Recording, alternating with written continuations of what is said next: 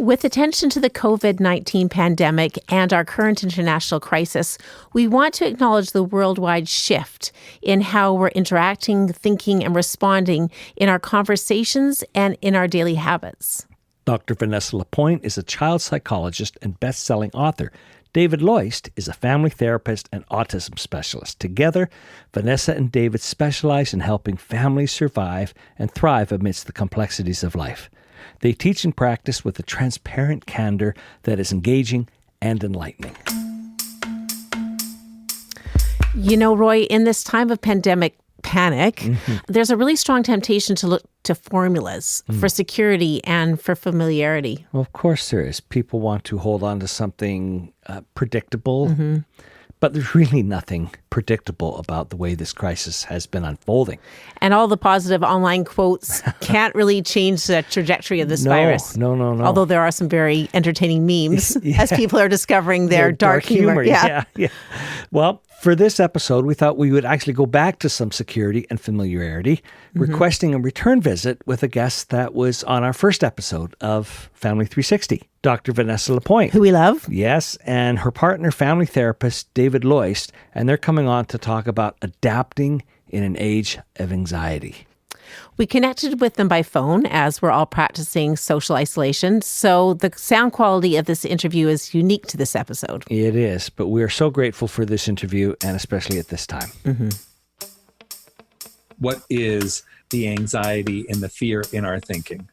We have been operating in very tribal units. We close our borders. Where do I close my borders, right? Yeah. Where do I take care of my loved ones to the exclusion of others?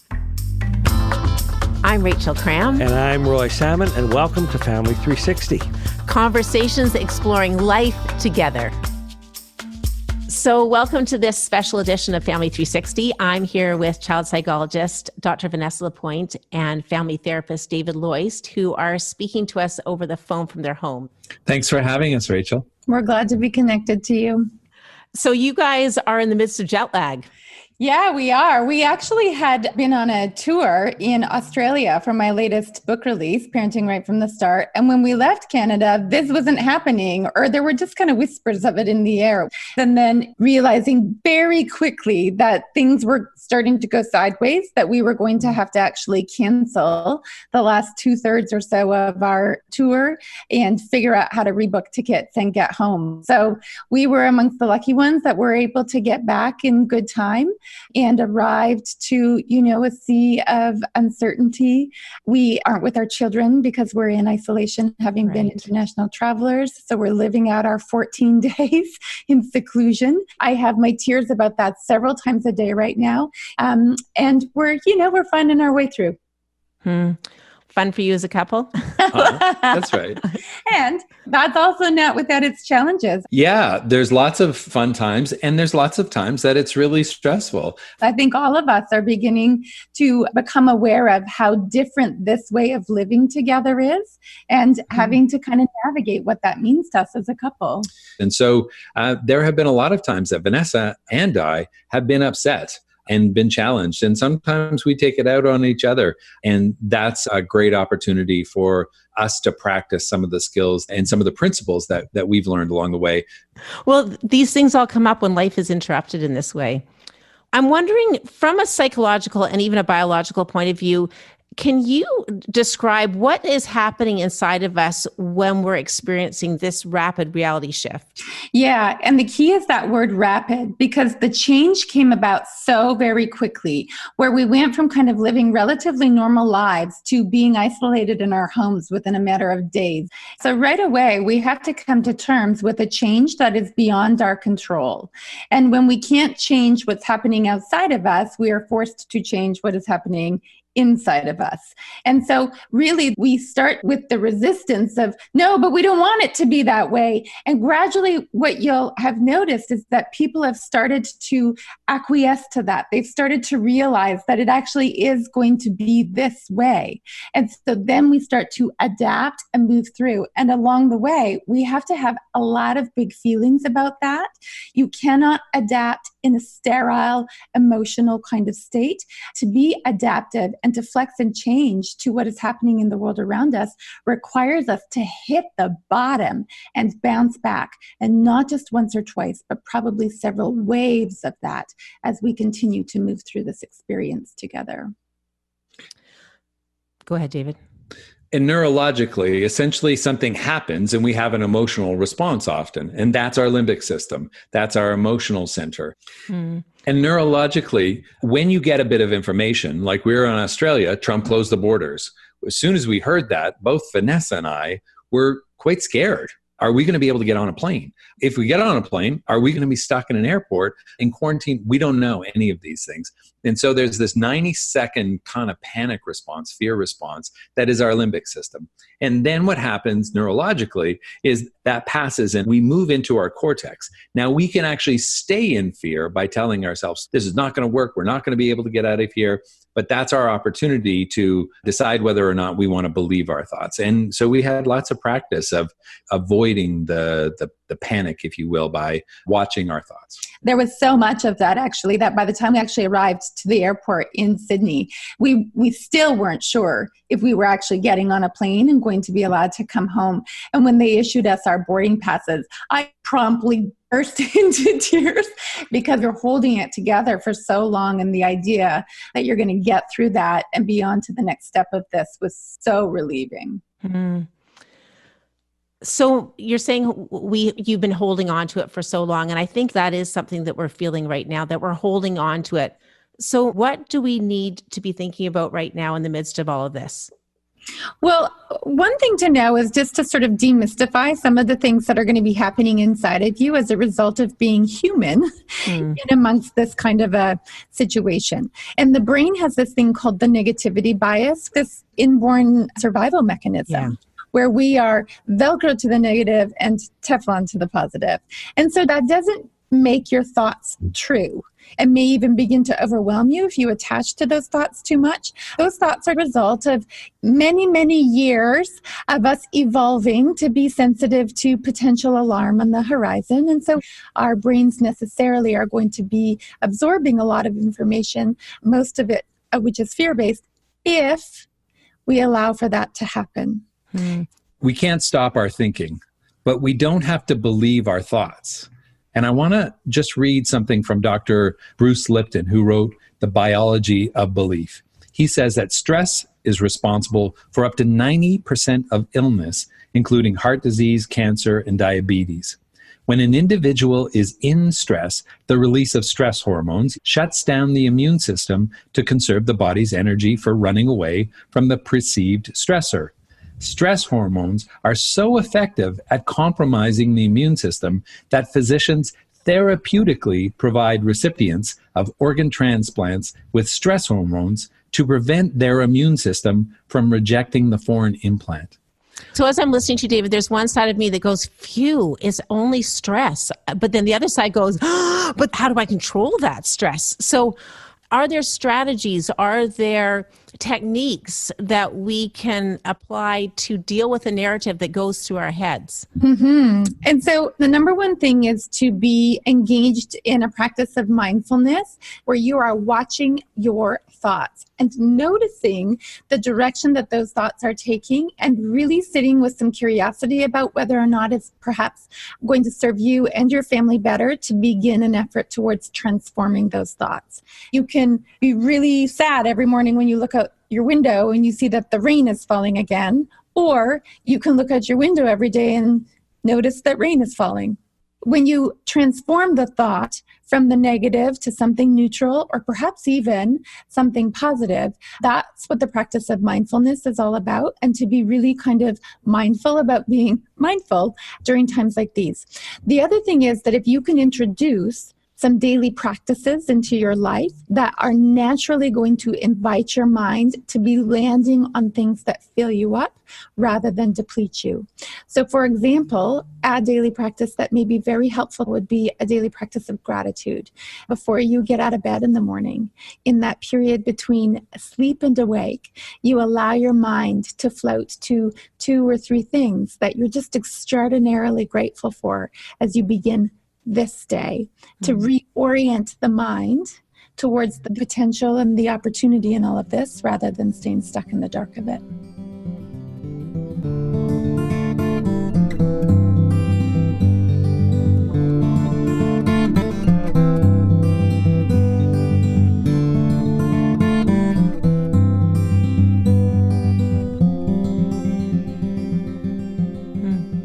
David, you're nodding. How does that resonate for you? You know, this time away, it's an opportunity for us to connect to our family and our children, maybe in closer ways than we had before, to reset our family values. We are organisms of attachment. We need connection to thrive. And so remembering to listen, remembering to honor another person's feelings so that they can stay connected with you and with themselves, and then being the people that we want to be for those around us. I think that in the typical busyness of our lives, this is the kind of thing that we've longed for, weeks or more, to unplug. And now here we are. It can leave us really in a foreign place where we don't know how to step into this kind of solitude and this type of quiet. And remember that our reactions are a choice. So if I find that I'm reacting and I'm on social media all the time and I'm on the news all the time and I'm just feeling so afraid because I am consuming that, I can actually choose to be aware of those things and then find the things that fill me up, that feed me. And I can notice my thinking that it is a choice. It is a wonderful opportunity for us to have a period of rest. How many of us say we're so stressed out and we're so busy and we're so blah, blah, blah. And then we get this opportunity and all we do is consume ourselves with fearful thoughts. We could actually choose to be at rest at this time, but it is a choice. We have to be mindful, as Vanessa said, that we are making that choice. Now, the reality for many of us is we are home with our children, which does take away a little bit from that restful perspective. So I wonder if we can look as we navigate these times and deal with our own stress levels, which I think is a first stop shop to look at our own selves first. What do we need to keep in mind as we're caring for our children, role modeling before them? How are we to be with our children? So I think there's a few things that we can kind of be chewing on here. The biggest piece for parents to know is you were made for this. You may not have all the answers right now, but you can be the answer that your child needs during this particularly interesting time. And so if I had to say, what is the big challenge that we as parents and other big people face with our children right now? It's that our children as a group are in the lead. And this has become a real problem over the last 20, 30 years. And so what our kids actually need in order to be able to go and grow in the best possible way is to be led and guided by parents and other big people who are very definitely in charge, in the lead, full of confidence, and can guide them. And at a time when everything is so uncertain, what better space does that create for us to really step in and be large and in charge? Even if we don't know the answers, we can be the answer. So that's the kind of energy that you would want to be manifesting in your homes right now alongside your children. And know that your children are really sensitive to energy. They're going to be reading the energy in the air. And you can create a time around all of this that has them actually looking back, where they remember the blanket forts in the living room and the picnic dinner that you set up in front of the movie, or whatever it is that you do to kind of inject some joy into your home right now, rather than a time of worry and concern and alarm. I love that. I wonder if we can look at children, young kids at home who may not be even really aware of what's going on, but the routine has changed because mom and dad aren't going to work. Maybe they're not going to daycare. Plus, they're not going out to play dates. They're not going out to parks in the same way. What do we need to be attending to for them in this changed experience? Play with them the way they like to play. So we were in Australia at a lunch, and there was a little guy. He was 14 months old, and he was an active 14-month-old, big and strong, and he just wanted to walk. And this mom and Vanessa hadn't connected for a while, and so we walked around the restaurant. He found this big planter that he wanted to look in the top, so he grabbed the rim, and I helped him up, and he looked in, and then he went down, and then he pulled himself up, and he looked in. All kids want are their mom's and dad's attention. What a beautiful opportunity to give them that if we choose to be present and be engaged with them. So you know your children, you know how they like to play. This kid just wanted to walk around and explore. He wanted to go outside. The door was locked. But he got so many yeses in that lunchtime that he didn't react to my no. He was like, okay, I guess we're going to do something else. And I said yes to that. We found little grass pieces on the floor and he whipped them around. He had the best time ever. Why? Because he just got to do what he wanted to do with somebody who was really caring for him. So many yeses. I love that term. And I think this gives us time to give those yeses. We got nothing but time. Nothing but time. And we forget how to play. I know play is important. I know it's essential for my emotions, for my rest, but it can be hard to give ourselves that space. So here it is. Learn how to play. And follow their lead. They'll tell you how they like to play. You just follow their lead.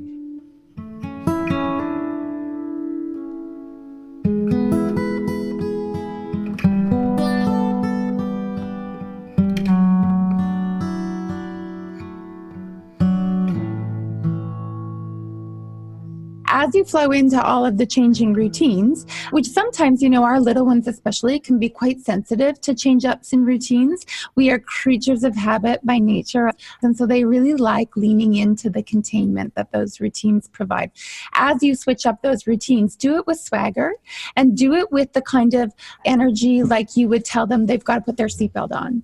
No, we're not going to the park. And guess what's for snack time? You're not even going to believe it. So that you're kind of, flowing through those switch ups without being like, I'm really sorry to tell you, darling, but we're really not going to be able to head to the park today because we'll share germs with all of our friends. And already your kid's like, wow, what's going on? Why are you being so weird? Get your funky energy off me. Well, as you were talking, I was thinking one of the things that's hardest for kids and adults is transitions. Until we have a routine, we're basically in one long extended transition, which is hard on all of us. So right. I like what you're saying. We need to find some new routines. Yeah. And understand along the way, because, this isn't old hat to us just yet, that your children might get a little bit discombobulated, and behavior is communication.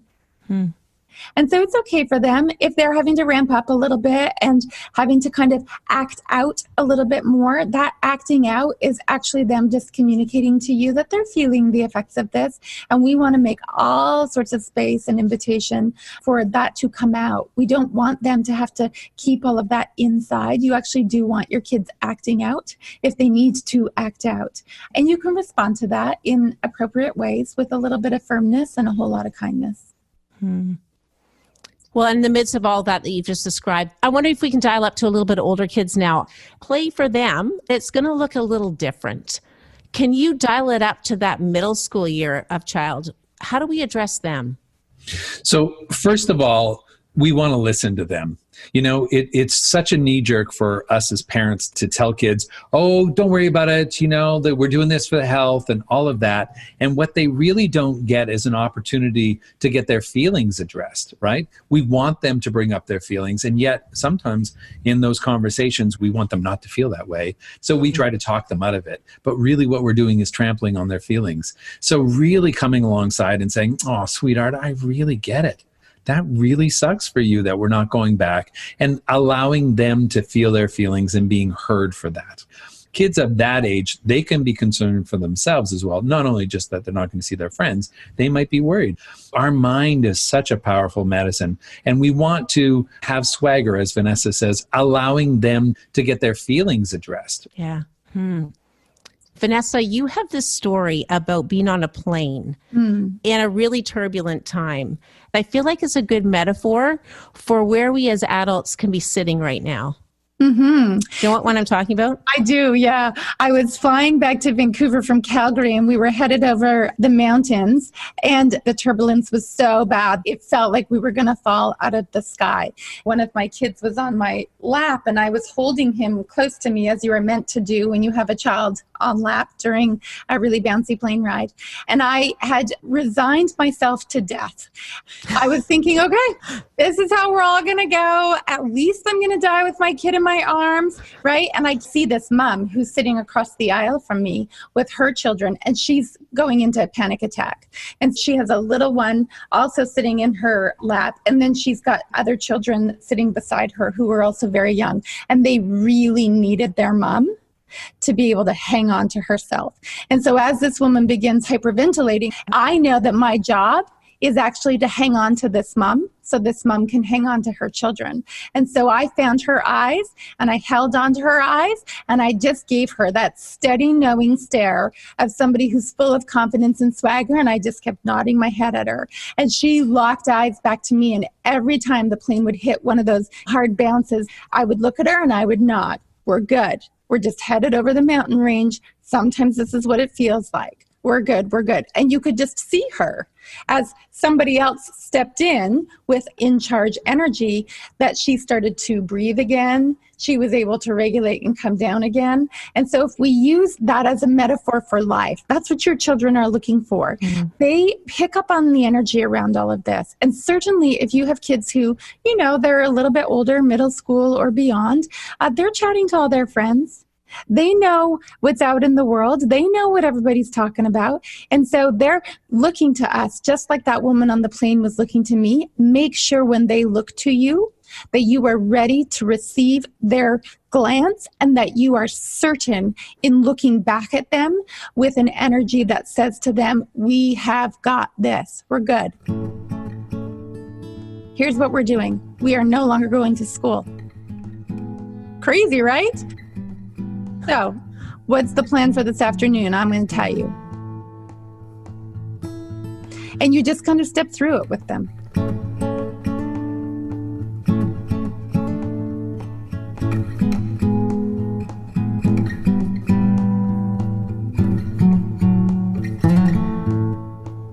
Well, and you were saying they're looking back to you, and I think so much of it is done by look, more than even by the words that we're saying. It's the body language. It's how we're carrying ourselves. It's what we're doing with our eyes and our hands and our posture. And that goes back to caring for ourselves, putting on our air mask first on the airplane. And so when you have worked your thoughts, and when you actually get yourself to believe that there is a reason for all of this, nothing happens to us, it happens for us, and you come to gratitude for all the things that you have, then when your kid comes and looks at you, you're not actually fraudulent. You're not making something up. You're actually just being that for them, because we're not human doings. We don't say the right thing. We're human beings. They're just looking for our being. So it goes back to, how do I care for myself so I can care for those around me? When you've addressed the being, the doing flows naturally from there.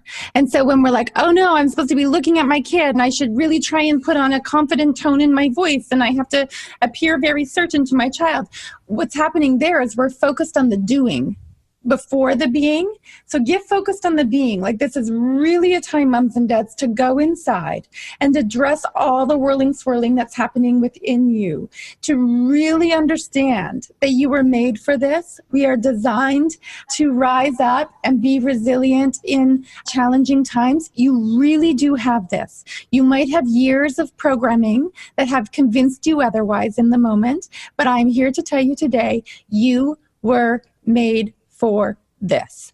So address that within your being, and then you won't need to think about the mechanics of the doing. The doing flows from the being. We uniquely have our own default settings for stress, and we all have our own strategies for dealing with that stress. As we're all in a little bit of confusion right now, are there some general ways that all of us can manage our stress most effectively? So that which is to the greatest good of self, will be to the greatest good of all. And so it is a really wise question to be asking, like, how can we be stepping in on behalf of our own well-being to make sure that we can be our best during this time?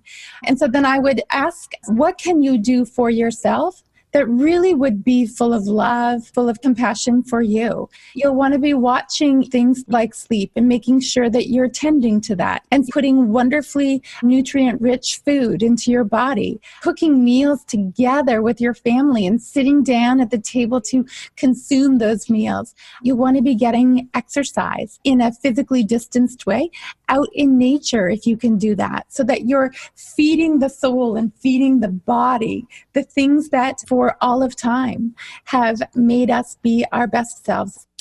And the other thing I would think of is a lot of us identify with our work. We feel like we are valuable when we are working. And if we can't work, we're not valuable. If you believe that thought, then you will infect everybody in your environment with your negativity. Maybe it's an opportunity for me to look at what's going on inside of me. There are going to be so many opportunities for our own healing in this time of routines that have changed, transitions that are challenging. Could be an opportunity. You know, as we dive deep into our social media feeds and the constant monitoring of news information and all of the changes happening around all of this, we can get very, very attached to the fear in all of it.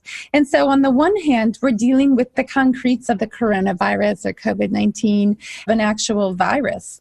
But there's another kind of viral transmission happening here.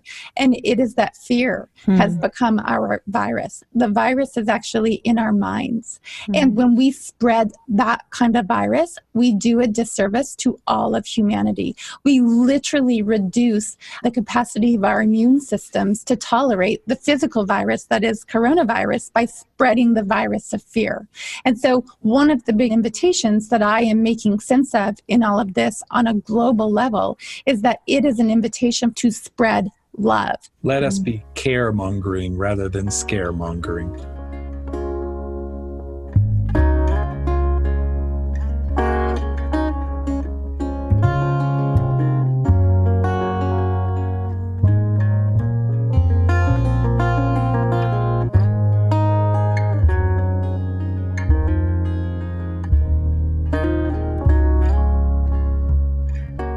There's something about this idea that we are all in this together, knowing that globally the world is impacted by this. That is an incredibly unifying experience when we're all kind of faced with this sort of crisis. And I always come back to Mr. Rogers' quote where he says, you know, when scary things were happening in the world, my mother would always say to me, look for the helpers. There will always be helpers. If you set it up so that this is what you seek out, what you're hearing now is the stories of the helpers. You're hearing about the people singing from their balconies. We had a colleague drop us a load of groceries this morning on our front lawn. And so there's all these beautiful messages of compassion and community, and we can choose to have that be constantly passing through our mind and through our field of vision rather than landing on fear all the time. Well, and connection and community is what we have been longing for. And we've had such a hard time getting that to flow between us. And I wonder what this will do for that. I was talking to a doctor friend and she was saying, although this is really hard right now, the reality is that children have been dying of diarrhea at far greater rates than the coronavirus will ever touch. And my mind is starting to have the freedom to go to thinking, could we be different than that after this? Like, we're responding to this because it touches every single one of us. We need to be more than that. Well, I think if we recognize what is the anxiety and the fear in our thinking, right? We have been operating in very tribal units. We close our borders. Where do I close my borders, right? Where do I take care of my loved ones to the exclusion of others? And so perhaps the opportunity is for us to recognize that we have this fear-based belief system that operates all around the world. With a fear-based belief system, we don't believe there's ever enough. There's not enough money, so we hoard that. There's not enough resources, so we hoard that. So maybe COVID is exposing the real fear-based thinking that is the underlying problem with all of this in the world, right? And so maybe this is it. Maybe this will affect us so much that we'll actually have to deal with the underlying problems that are going on within our minds. It can be said you have to hit rock bottom before you can head back up. That's right. And if these maybes that we're talking about can even come halfway to fruition. Right. Imagine the potential. We always talk about the world of opposites, that you cannot know light without having known dark. So if there is a darkness that is this big, just imagine what the opposite of it is. Imagine how big and powerful that light might actually be waiting for us on the other side of COVID-19. And so get curious about that. I think those are good words to end on. We started this conversation really focused on how we care for anxiety with ourselves and our children, but I love where it's gone. Yeah, absolutely. Yeah. David and Vanessa, thank you so much. It's great to be here, Rachel. Thank you for inviting us. Thank you. Thank you, Roy.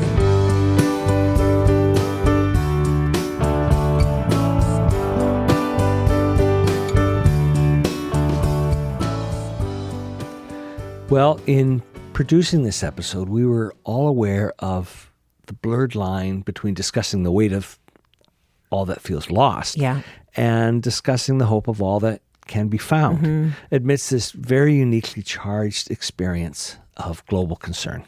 Well, we're all in the same waters, but in very different boats. Yeah. And as always, there's a real need for sensitivity and care. And both Vanessa and David spoke of our human need for reflective attention and how we think and how we choose to be with each other. As David said, we're human. What is it? We're human beings. We're not human doings. Which is a great line. It is. Thank you again to David and Vanessa for your good words in this complicated time of adaptation. Thank you.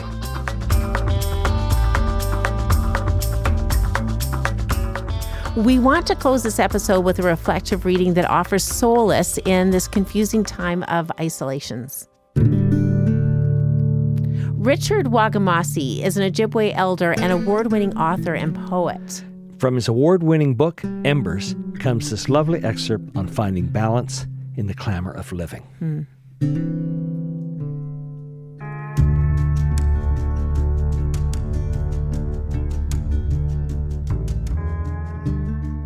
I am my silence. I am not the busyness of my thoughts or the daily rhythm of my actions. I am not the stuff that constitutes my world. I am not my talk. I am not my actions. I am my silence. When I go to that great pool of silence that observes all the intricacies of my life, I am aware that I am me. I am that silence. So I take a little time each day to sit in silence so that I can move outward from there in balance into the great clamor of living.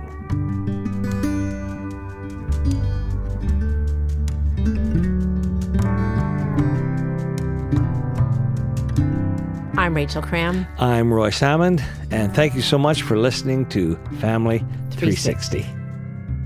If you like what you're hearing, please subscribe. Rate the show, leave a comment, and tell a friend. To continue these conversations, find us at Family 360 on our website, Instagram, Facebook, and Twitter. We'd love to journey with you.